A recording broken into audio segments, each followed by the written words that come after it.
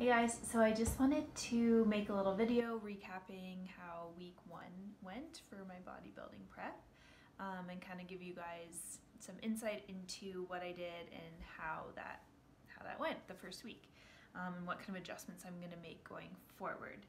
So I made a plan for the month of February. Here it is, and I can take a picture of this and post it, but I just kind of planned my workouts, my macronutrients. So diet-wise, the macronutrients that I chose to start with are based off of a genetic test that I did on myself recently called Nutrigenomix, or Genomics, I don't know how you're supposed to say it. This guy here. So it kind of tested, based on my genetics, what my body works best with as far as percentage of calories from fat, protein, and carbs. So the test results for me said that I do best with 30% protein. I'm just pulling it up, the exact numbers. 30% protein, 35% fat, and 35% carbs. So that's what I'm doing. I did increase the protein a little bit just because I'm putting myself in a caloric deficit and I don't want to lose any muscle. So the macros I'm starting with, actually I changed them from last week, but this week I'm going to increase my protein a little bit more from what I did last week. So my protein will be 36% of my total calories, so 170 grams. And then 70 grams of fat and 150 grams of carb. So I'm not really high fat, low carb, and that's kind of what I've been doing the past years, is eating high fat, low carb, and I feel good doing that. But I did notice working out at a high intensity was getting difficult. So I've been kind of playing around with my carb intake. I feel a little bit better now that I've increased my carbs a tiny bit, just by 50 grams. I was eating around 100 grams a day before, which is higher than what I was doing when I was really hardcore keto. But I just enjoy working out at a high intensity, and in order to do that, I need to have carbs. If I was only working out at a high intensity 3 days a week and I was spacing them out, that would give my body enough time in between those workouts to replenish muscle glycogen. But because I like to work out at a high intensity every day, 5 or 6 days a week, I do need carbs for that. And then the 70 grams of fat, I prefer to eat fat over carbs, so I would love that to be higher, and it will be when I'm not in a caloric deficit, but the rest of the fat my body needs can come from the fat I have stored on myself right now. So that's my diet. As far as the actual food I'm eating, it's not any different than how I was eating before. I've been eating paleo since 2012 and I really like eating that way, so that's not going to change, but you can still overeat healthy food. So I'm now weighing and measuring everything that I eat, and I usually make everything myself anyways, but probably not going to be eating out very often, and I'm okay with that. I'll have a cheat meal when I feel I need it, and yeah, I'm just trying to really listen to my body. So for example, today I ate kind of a lot, like I think like 400 calories more than I've been eating, and I just sort of felt like I needed that, so I did it, and I'm not gonna feel bad about it. I'm trying not to, I don't want to get really stressed out about food and weighing and measuring everything and being like super strict all the time, especially at this point in preparation. So I'm just under 17 weeks away from the show, so I have some time to not be really crazy strict at this point. Okay, so that's diet of week 1, and my workouts, they were okay. So I I'm planning on doing back twice a week, shoulders twice a week, legs once a week, and chest and arms once a week. I am still rehabbing for my shoulder injury, which is not ideal when doing a figure competition because it's all about the V taper, so having really wide shoulders and a narrow waist. That's why you got to be working out your shoulders twice a week.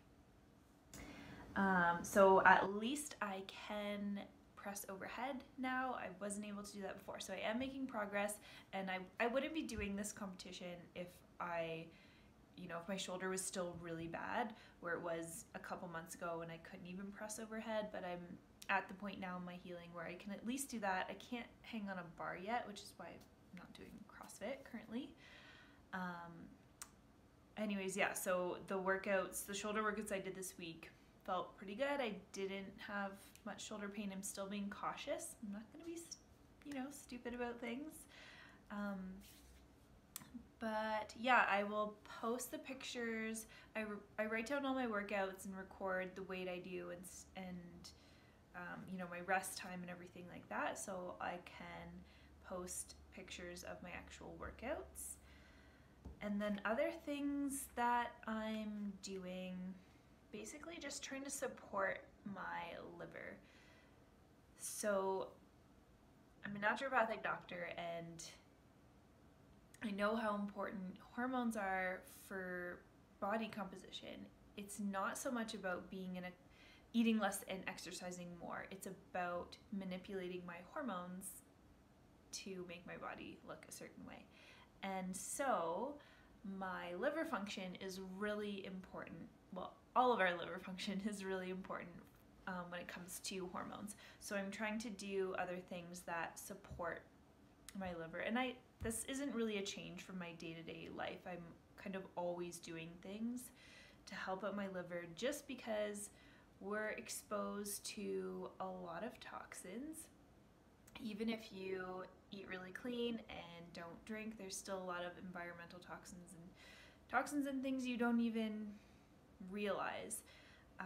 So I think it's important to always be decreasing our exposure as much as possible, and always be helping out our liver as much as possible, really taking care of it. So things I'm doing for that are drinking lemon water, having contrast showers. A contrast shower is just alternating hot and cold. So I always finish my shower with as cold of water as I can handle. And I'm taking some liver supporting supplements. And then also just putting a lot of emphasis on sleep. So being strict about getting 8 hours. That's how I feel the best. When I'm not doing a show like this, I'm willing to sacrifice sleep a little bit to do more work or whatever. I'm just not as strict about it. So I'm trying to be really diligent with getting a good 8 hours. When you put yourself in a caloric deficit and you don't sleep well, it makes it really difficult. And again, just going back to our hormones, if we don't get a good night's sleep, our hormones are a little bit out of whack. We tend to eat more. We're a little bit more on edge. I don't need to go into detail so much about that. I'm sure you have all been sleep deprived and know exactly what I'm talking about. But I've been diligent about trying to get good sleeps and trying to get a full 8 hours or more if I feel that's necessary. So progress in week 1, I am down 4 pounds.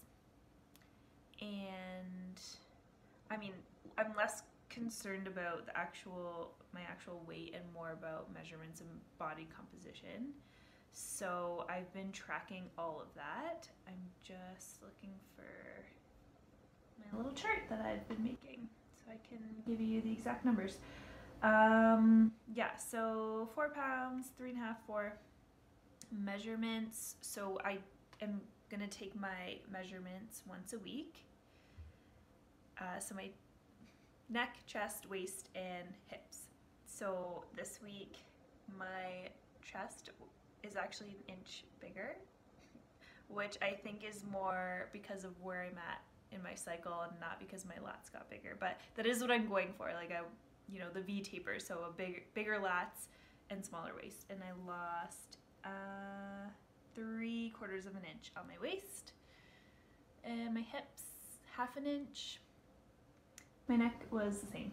So that's decent progress for just 1 week. Other things I'm tracking, I'll actually just show you guys my chart. So this is my weight column, and then I'm doing an average, a weekly average as well. Body fat percentage, that's just what my scale says. It's not very accurate, but it'll kind of give me an idea. And then I have what day of my cycle I'm on, because I know weight has a lot to do with what day of my cycle I'm on. So if my weight is higher one day, I'll just, maybe it's because I'm in the follicular phase or luteal phase or whatever. And then in this column I have my sleep, so I'm just tracking the number of hours. This is notes. I'm going to start, I haven't done this yet, but maybe just say how my digestion is and my stress levels. So I'll adjust this chart as I go. I might add things in. And then I have another sheet here. This is my measurements. I already talked about that. And I'm tracking my macronutrients in here. So carbs, fat, protein, calories. Okay, so that was a lot, but I do want people to know that doing a bodybuilding competition is a lot of work. There's a lot involved, and right now I have the time to put into something like this. I don't have a family to take care of or anything like that. So for me, it's just a fun way to apply the knowledge that I have. So that was week 1. I'm gonna try to do these little recap videos every Monday. I'm not making any promises though, because this is like a side hobby. My number 1 priority is my practice, so if things get a little bit too busy with that, I'm not gonna stress out about making a weekly recap video, but I will do my best. Okay, so if you have any questions for me, if there's more information you want to know, just comment below. See you next time.